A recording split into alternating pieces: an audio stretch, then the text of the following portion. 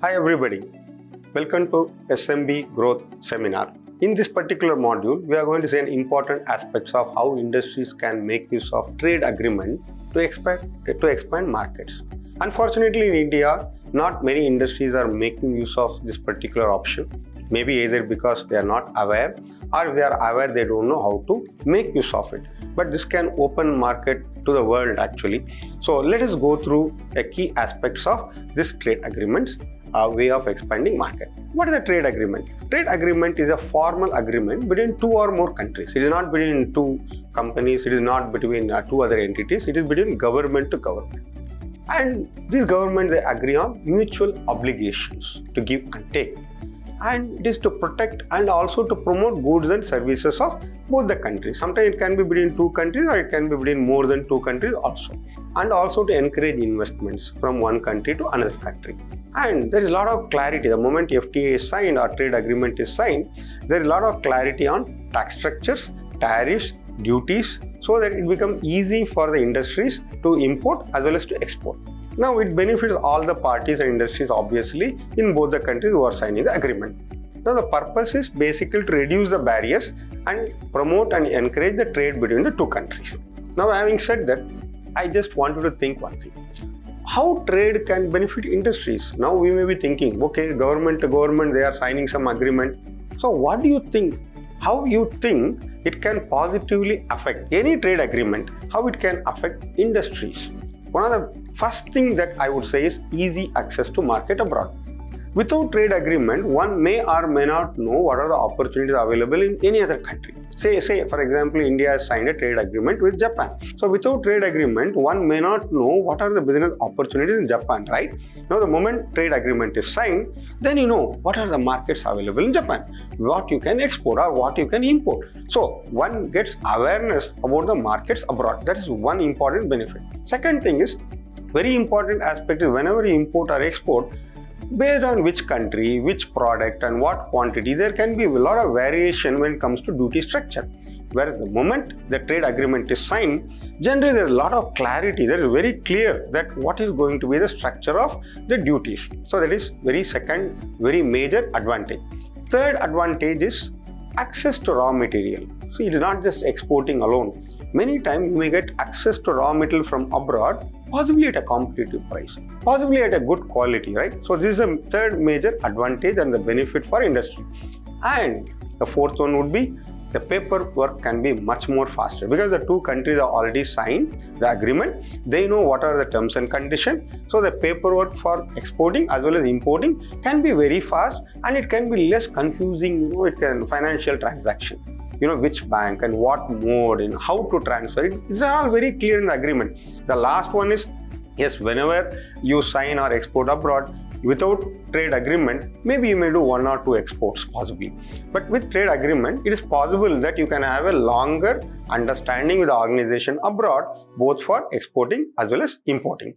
So these are the 5 key things. Maybe you can add more, but 5 key things what I listed. But if you handle this trade agreement correctly, and if you understand trade agreement possibilities, what it can bring to your industry, you will suddenly find the world itself is opening up for your industry. Now, let us quickly go through India, which other country has signed already free trade agreement. FTA stands for Free Trade Agreement. Till end of 2022, India had signed approximately 16 FTAs and it has also signed 6 preferential pacts. What it is? Very low or almost zero tariff. And already discussions are on as we are talking today with Canada, USA, European Union, UK. With all these countries, India is already discussing to sign free trade agreement. Many countries are coming after India to sign trade agreement with them. What do you think is the reason?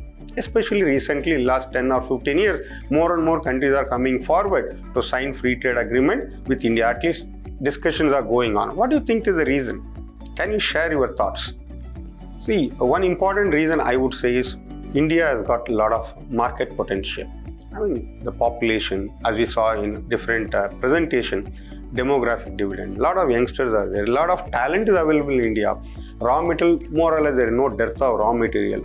The policies are becoming better and better for the investor to come. So why not sign? So, and also highly democratic country. So people and the countries are willing to look into India as a partner, as a free trade agreement. So more and more countries are looking at India to sign trade agreement.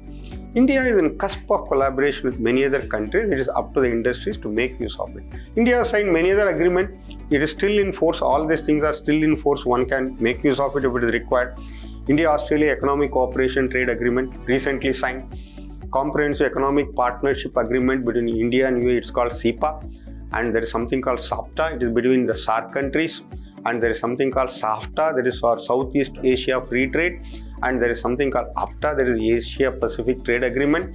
And there are a lot more, of course, there are a lot more, but I put only say 3 or 4 or 5 of them. Now, remember again my previous module, GDP is increasing, export is growing. It's not a coincidence, ladies and gentlemen. There are a lot of work going on behind the screen. These FTAs are opening up a lot of import and export, and GDP is also increasing. So, a lot of work going on from the government side. Now, it is up to us, the industries, to make use of the possibilities. This is one example. I put a slide where how industries can expand. This between India and Australia recently signed an FTA. Now, how industries are getting benefited from both the sides, especially India. Now, trade between the two countries is going to increase from 25 billion till about 2022. They expect within about 5 years it will double to 50 billion USD. India will get cheaper aluminium, coal and few more items. There is a list from Australia. Why I underlined here? Now, you may think, yes, we are getting cheaper aluminium and coal, so what? What is the benefit? What is the benefit? Suppose we get cheaper coal or a better quality of aluminium or coal, how it will help industries in India? The moment you get a cheaper aluminium or coal, your input material cost will come down, or input material quality goes up, which indirectly means the final product what you are selling, whether you are exporting or within India, they can also become cost effective, or you can produce them at a better quality, which will lead to a better turnover and expansion of business for you. Now, point number 3. Yes, India is getting preference in textile, garments, automobile parts, so many other things. So whenever Australia want to import any of these goods from this segment, they will look at India as the first partner to import, which means these industries are going to open up in India for export. And almost 40% of the items between these two countries are going to be traded at zero duties, which is wonderful, right? So you are going to export it a very cost competitive way. So you can compete with anybody in those countries, and obviously they will also come to India. Now, I will write down, I am going to narrate a couple of points which you will come across in any FTA. These two terminologies are going to come again and again. I want you to just remember these two terminologies so that it will help you when you go through the FTA, you will understand FTA better. So, one is called Rules of Origin, ROO, it is called ROO. What is ROO? Basically, where this particular goods is originated. Suppose you are exporting something from India, it should have been originated in India. Suppose you import from some other country and value add and send it abroad, it may not be, rules of origin may not be applicable. Why this FTA they capture this data? Number one, to implement measures such as anti-dumping. So no country can dump their goods on some other country, right? Second thing is for labeling and marketing purpose. Third thing is to enable government to decide procurement, from where to buy, from which country of origin I should buy. So government, it will help, this data will help. And also sometimes some preferential treatment can be given based on the country of origin. Oh, this country of origin, okay, let me buy more. Okay, this country, let me buy less. So government can strategically use this country of origin rule to decide where to buy the goods from, and also to collect the data on which country is producing what. Like this, there are a lot of reasons are there why the rules of origin would be useful, and a lot of criteria on the treatment of goods by the governments depends on RO. So this is one key terminology you will find in most of the FTAs. Let us look into the second key terminology, that is called NTM. That's called non-tariff measures. Not every time it has to be only percentage of say duty or zero duty structure. We talk normally in terms of tariff. But do you know there are a lot of non-tariff measures are there? This acts as a checks and balance so that you don't export or especially don't import too much from one country or one particular good from one place. This NTMs come into picture. NTMs could be pre-inspection condition. Even though FTA is there are some pre-inspection conditions and inspection required for quality level or whatever the purpose. 2. Even though FTA is there, yes, there is no need for any import license on specific item. It can be one NTM. Or explanations on documents, certain trading documents, they may need more, say, explanations. Custom procedure, there may be specific different custom procedure for some particular item that need to be followed, or it can be some quota on number of this particular item. You can export only so many numbers or so many tons per year. There can be quota also. So they are all called non-tariff measures, which you will find again and again in many FTAs. It will appear. So you have to understand this ROO and this NTM to understand the trade agreement in a complete way. So this NTB is non-trade barriers. What I said, obstacles. So that you are creating a small obstacle to export too many of something. You don't want some dumping to take place, right?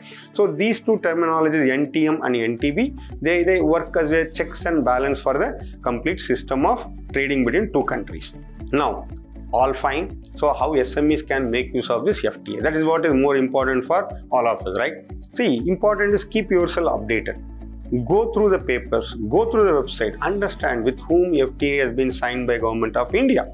So keep yourself updated. I just given one link here. So this is from Government of India. It gives you a complete list of with which government or which country India has signed FTA. So all the details of FTAs are there. Yes, there are hundreds of pages, but each page is worth in gold because you will get a lot of information how we can use this FTA to export or if required even to import. So which are the goods or industries are benefited? The moment you go through FTA, please make a list of what are the goods, what are the segments, or which are the industries that are going to be benefited between both the countries. Check up whether your product or service falls into this, then directly you are going to be benefited. Or can you make a part or can you make a product which can be very profitably exported to the FTA signed countries? That is something you can consider also if it is required. Can you do either market or product expansion? As I said, maybe you want to expand. We saw in the previous module how to expand the market. So this could be one way of how we can go abroad in a very easy way through FTA route. Or you may create a new product which is very much in demand in some other country, or it is very easy to produce. If it is required, you can produce a new product. So can you take up such decision? All these things can be considered provided number one, that is keep yourself updated. So if you go through FTA sign, if you go through the document, you will understand where you are. So you have gone through. So what will you do after going through FTA document? I would suggest the moment you go through a document, there are several methods, but this is my suggestion. Please go and meet the directors or the relevant senior people in MSME Development Facilitation Center, which is there in most of the cities or most of the states. Say, please go and meet them. Understand, tell them this is what your product, this is FTA, what is the next step one can do. There is also initiatives such as MAI, Market Access Initiative. Yes, FTA is signed, market is available, how to export. That particular department can support you to help you to export more and more. Support is also given to identify the markets, conducting market surveys, hand-holding export activities too. Again, you need to go and discuss with the appropriate people. There are a lot of specific schemes. One is overall FTA. There are specific schemes available for export of agricultural produce, marine products, and various commodities where the commodity boards will come into picture. So you have to go and meet your respective commodity board or agricultural produce if you are there, go and meet the respective boards or the department. These are the few ways of how we can make use of, after reading the FTA document, how to practically implement. So this is what I listed on some 4 or 5 activities you can take up. Remember something, ladies and gentlemen, reading FTA, anybody can read. You can go to the website, you can read. What is important is how to make connection or how to analyze how you can make use of the FTA to expand your own market, your own territory or your own profit. That is what will be more intelligent thing. So study more and more, understand the impact of FTA and grow your business. Thank you so much, ladies and gentlemen. For implementation support and handholding, please do contact me. I am Dr. A. Balamurugan. My mobile number is given, my email ID is given, and also my company website is given. Looking forward to discuss with you. Thank you so much.